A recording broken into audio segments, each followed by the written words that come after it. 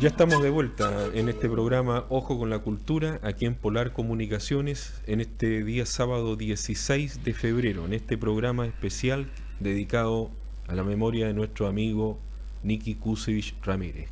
Junto a Miguel Eduardo Borges, escritor, poeta, amigo de Niki y amigo nuestro.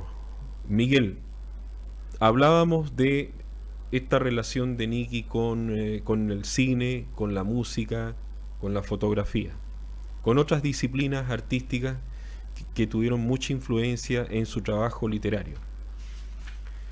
Tú lo notaste en Cadáver Lírico, en su libro, lo notaste también en Estudio de una Imagen, ¿no es cierto? Sí, indudablemente. Y en el caso de Cadáver Lírico, que es el primer libro de Niki, ahí hiciste algunas relaciones puntuales Sí, eh, bueno, de partida yo pienso que Estudio una Imagen es un proyecto que se deriva de manera muy coherente con Cadáver Lírico, pese a que parecen libros muy distintos. Uno puede sondear en Cadáver Lírico estos que habíamos conversado delante, ¿verdad? Estos poemas como breves, Porque si tú te metes en la literatura de Niki, si tú, aunque te guste mucho la poesía, lo hablábamos recién,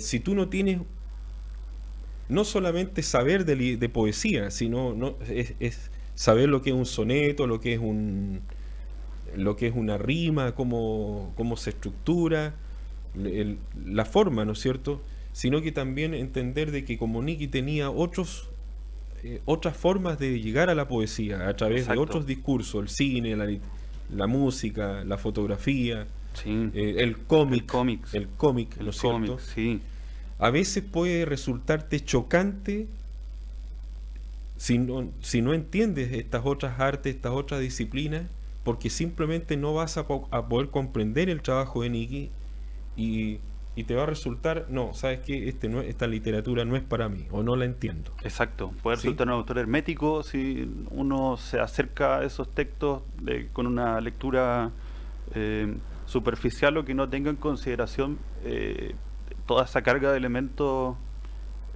intertextuales o todas las referencias que están en juego. Hay un texto en particular de cada lírico como el de Walt Disney, por ejemplo, Claro. son textos muy complejos que conjugan muchos elementos, todos los que habíamos comentado y algunos más que seguramente se nos escapan, desde el cine hasta el cómics, la música clásica, el rock. Aparece en otro texto una paráfrasis de Charlie García. Cuando eh, leí Walt Disney, el poema que está ahí en Cadáver Lírico, me acordé de un libro que tuve que leer hace muchos años, a los 18 años, para leer al Pato Donald, de Armand sí, Matelar y todos estos sociólogos belgas que escribieron esos textos fantásticos de estudio de cómo estos dibujos animados, ¿no es cierto?, intervenían ideológicamente, ¿cierto? ideológicamente en esto que hoy día se llama el imaginario de todos nosotros. ¿Ah? Textos fantásticos escritos por ahí a comienzos de los años 70 en Chile, Claro, y que seguramente fue una referencia también en el caso de Nicky, ¿verdad? por Porque supuesto. en ese poema y en otros se puede evidenciar cómo utiliza iconografía pop de la cultura popular o de los medios masivos de comunicación y cómo a través de esos elementos puede ver más allá y hacer, por ejemplo, una crítica que derechamente es política. Y recurrentemente en la obra de Nicky hay puestas en jaque del sistema neoliberal que rara vez aparece de manera explícita, pero los elementos están ahí. Dice mucho neón, mucho plástico, mucha inseminación artificial. Eh, Cuando dice republiquemos en otro poema, O en eh, Óxido, ¿te acuerdas? sí, Yo siempre te digo Óxido, que es un poema que a mí me tocó ver hace más de 20 años, y una característica de Nicky es que él podía estar un mes trabajando exclusivamente una estrofa. Entonces, a través de la tecnología, él iba modificando lo que eran las letras y iba conjugando si la A, la E o la I podían representar o podían ser lo mismo. Por ejemplo, no era lo mismo decir perjuicio que prejuicio. Tú claro, utilizas las mismas palabras, pero estás alterando el orden de las letras, de los caracteres, como se dice, Ujú.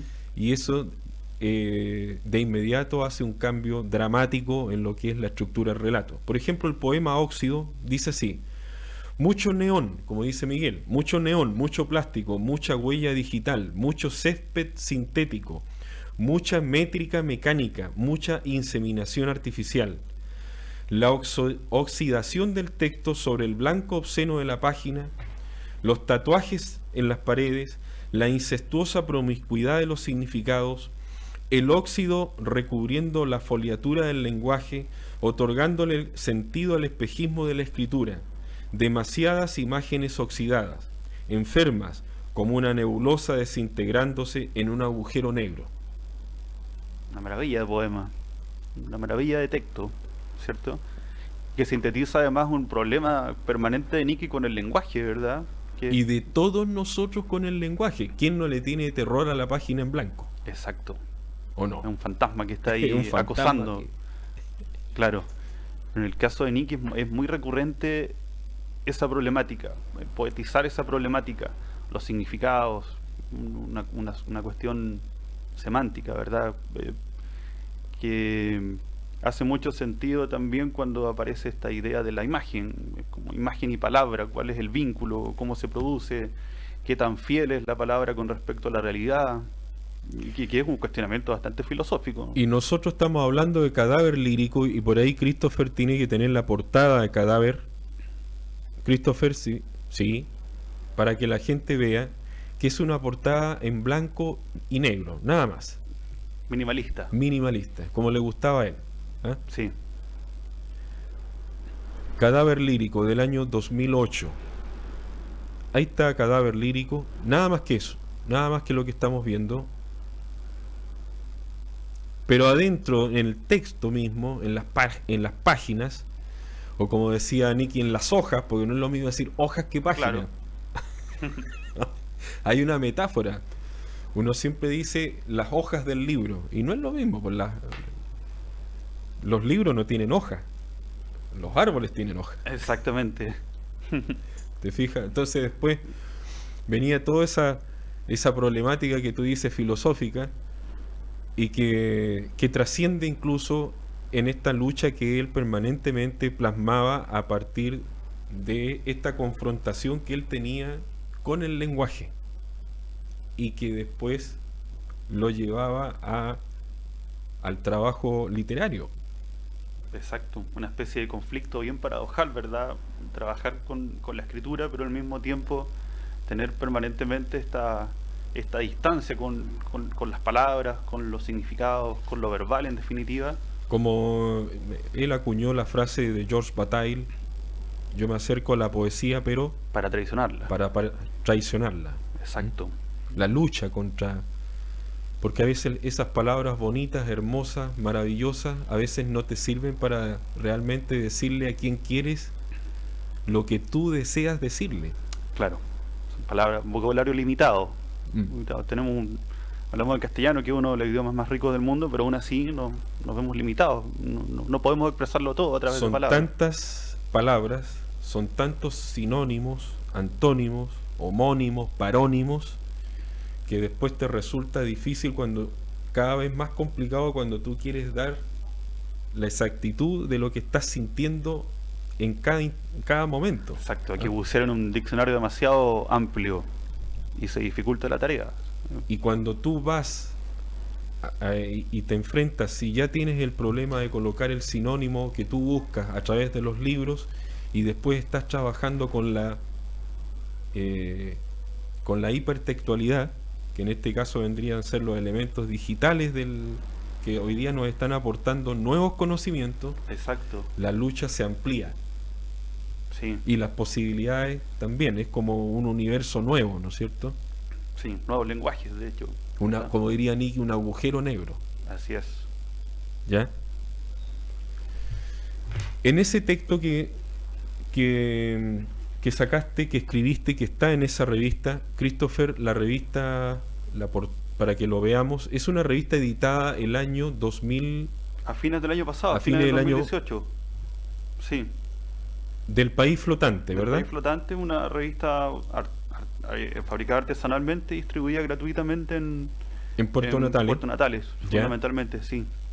Colaboración de hartos amigos, gente joven también que está allá escribiendo poesía o escribiendo algunos pequeños relatos. Más otras colaboraciones también de acá. Ahí incluyes este ensayo, un epitafio en lengua muerta, aproximaciones a la poesía de Niki Kusevich. Sí, De las ideas, pues estamos hablando de 5 páginas, sí, aproximadamente. 5 hojas, Sí, como diría Niki, claro. 5 páginas. Las ideas centrales del texto Las ideas centrales. y la lucha que vamos a tener ahora para explicarle a quien nos está viendo, escuchando, siguiendo a través de las redes sociales algo que no puede leer, Claro, y que no nos puede seguir, ¿ya? sí, se hace un poco complejo, pero... Entonces, te fijas, se hace difícil. ujú. Pero, ¿cuáles serían las ideas centrales, Miguel, de ese texto que hiciste a partir del trabajo de Niki? Ideas centrales o algunas líneas que uno puede extraer de las lecturas de los textos de Niki, de los publicados y algunos otros que andaban dando vuelta en internet, o en la antología Insurgente también habían ahí algunos poemas más de Niki en la década de los 90. Características o tópicos que se reiteran en su poesía, por ejemplo el tema de la incomunicación del hombre austral. Y es un tema que a mí me pareció muy interesante y que me hizo mucho sentido porque creo que atraviesa la obra de Niki, este tema de las imposibilidades comunicativas o de los ruidos o de las interferencias comunicativas. Está también el aspecto visual y plástico, es decir, cómo a través de toda la obra de Niki, de la obra escritural de Niki, aparecen múltiples referencias a lo visual, a la fotografía, al cine, etcétera, lo que ya habíamos comentado, ¿verdad? También está esta perspectiva que tiene que ver con la naturaleza intertextual de sus textos, es decir, cuántas referencias hay en la poesía de Niki, que va desde cuestiones filosóficas, religiosas, espiritualidad, de influjo oriental, y cómo eso se termina conjugando con distintos tipos de música, con el cómics, con el cine, con otra literatura, con literatura regional Claro. y universal. Y él lo cita al final del libro Estudio de una imagen, por ejemplo. Exacto. Él, al final de ese libro, cuando ustedes lo revisan, él hace una especie de bibliografía. Y es extraño porque tú estás hablando de un libro de ficción poemas. y poético. Y poemas, ¿cierto? Y sin embargo, él al final incorpora una bibliografía. Es decir, como queriendo dar ciertas pistas. Si usted quiere entender este texto, bueno, a mí me inspiró George Bataille, por ejemplo. Me inspiró la película tanto. Me inspira la música de... Claro, hay unas pinturas también Me citadas. inspiran las pinturas de Klimt, por ejemplo. ¿Ah? Sí, Entonces, primera aproximación que el lector necesita como para poder entender todo este imaginario, este acervo, esta concatenación de ideas que Niki finalmente plasma en su estructura poética y discursiva. Yo me acuerdo, Miguel, que Niki, lo dijimos al comienzo, hay un montón de trabajos de Niki que quedaron inconclusos, otros trabajos que Niki guardaba celosamente. Hay un libro de poesía que me imagino que debe estar, no vamos a decir perdido, pero sí está resguardado, que se llama Ozono. Es uno de los primeros trabajos de Niki. Niki escribió mucho teatro. Me recuerdo que una obra que él hizo se llamaba Escena. Y fíjate lo que te voy a contar. Escena trata de una obra de un actor que en algún momento determinado, al final de esa obra, después que hay todo un diálogo, hay toda una acción, la obra concluye con que el personaje incendia el teatro.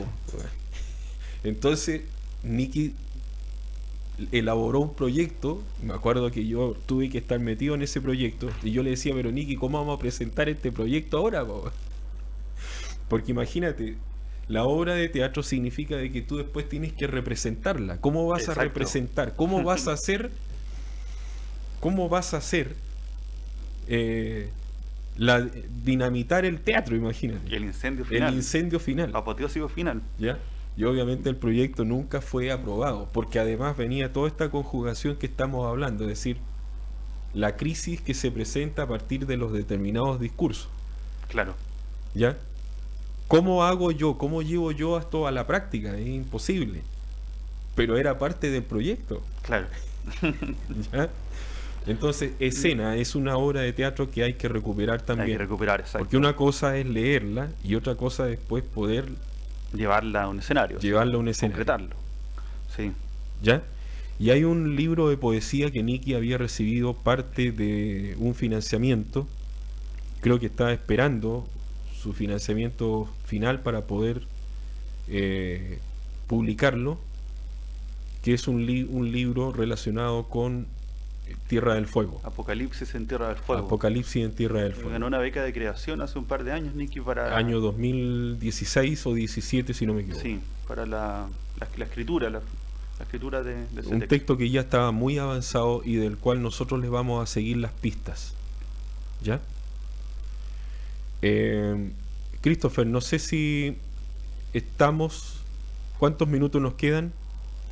3 minutos para sintetizar en esta primera parte, Miguel, porque obviamente van a quedar muchas ideas que no vamos a poder expresar en este programa de hoy día. Lo más importante, Miguel, como para ir cerrando en esta primera ocasión. Lo más importante, yo creo, está en la valorización de la obra de Nicky. Creo que en la tristeza obvia de la pérdida, la misión ahora es, y lo hemos conversado también días atrás, en rescatar lo que Nicky publicó y trabajar en la medida de lo posible en mostrar de la manera más digna posible lo que puede haber quedado, y que de hecho quedó guardado en sus registros. Tiene que haber material interesantísimo ahí que nos pueda ayudar a conocer más de la obra de un autor que escribió más de lo que publicó en vida, evidentemente, y que vamos a echar de menos muchísimo todos los escritores, todos los amigos, toda la gente de Magallanes que veíamos en él, no solamente un referente, una inspiración desde el punto de vista literario, especialmente para los más jóvenes, sino que además un amigo, un tipo de una generosidad pocas veces vista en este o en cualquier medio. Bueno, yo me sumo a las palabras de Miguel. Hemos realizado en estos 9 días una serie de recuerdos de Nicky. Lo dijimos el día del funeral. Se va uno de los amigos más entrañables en lo personal, pero también uno de los escritores más importantes y menos conocidos y menos comprendido, no voy a decir incomprendido, menos comprendido. Muchas veces la figura de Nicky transitaba por la calle Bori, la calle Magallanes, cuánta gente lo conoció, y posiblemente su forma de ser a veces sonaba o se veía hasta como un poco displicente. Es como cuando tú compartes con mucha gente o con una persona en especial y tú dices, no, si esta persona no es.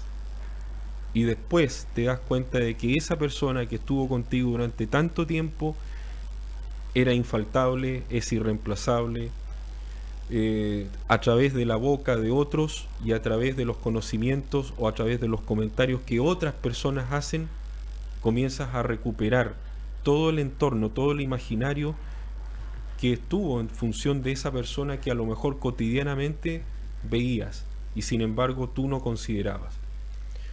A Nicky le pasó un poco eso. Nicky transitaba diariamente por las calles de Punta Arenas y yo creo que miles de personas lo conocían y sin embargo ignoraban absolutamente lo que significó o lo que significaba Nicky desde un punto de vista de la escritura, de la literatura, de la cultura, del arte, de la enorme cantidad y el bagaje de conocimientos que Nicky tenía. Aquellos que tuvimos la oportunidad de poder compartir con él, como Miguel, que es uno de los escritores y académicos que mejor conoce la obra de Nicky, y quien habla desde el punto de vista personal, desde el punto de vista de la amistad, solo podemos decir que estamos terriblemente golpeados por lo que pasó el día 7 de febrero y los días que siguieron. pero también conscientes de que lo que ha ocurrido con Nicky es una pérdida material, física, terrenal.